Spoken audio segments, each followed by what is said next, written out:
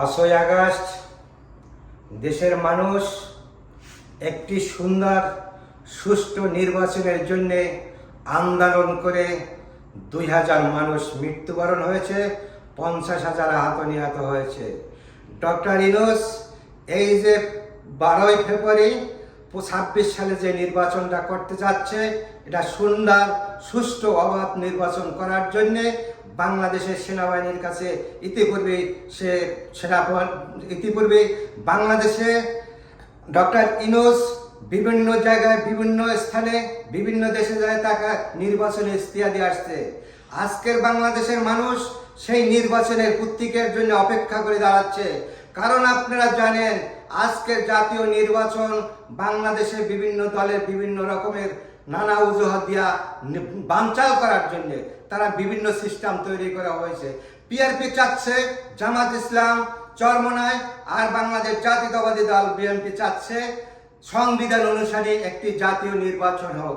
এই নির্বাচন এখন বাংলাদেশে ইউনূস একটি বুদ্ধিমান মানুষ, বাংলাদেশে একজন নোবেল পুরস্কার পেয়েছে, সে এমন একটা নির্বাচন করবে 54 বছরে যা না দেখেছে, সেই সুষ্ঠু এবং সুন্দর নির্বাচন করার জন্য এগিয়ে আসছে এবং 12ই ফেব্রুয়ারি 26 সালে সেই সুষ্ঠু নির্বাচন করে বাংলাদেশে 18 কোটি মানুষকে দেখিয়ে দেবে যে কি সুষ্ঠু নির্বাচন করা যায় কি করা যায় না, সেটা বাংলাদেশে প্রমাণ করে দেবে ডক্টর ইউনূস।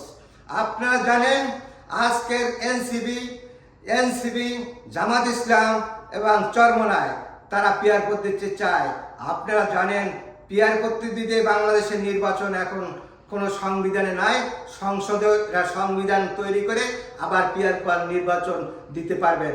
কিন্তু আপনাদের যদি সাহস থাকে, যে কোনো দলের সাহস থাকে সুষ্ঠু নির্বাচনে অংশগ্রহণ করে, সেই অংশগ্রহণ করে আপনারা নির্বাচনে যাবেন, যারাই হতে পারে পিআর পদ্ধতি হোক যে পদ্ধতি হোক সেটা পার্লামেন্টে পাস করতে হবে।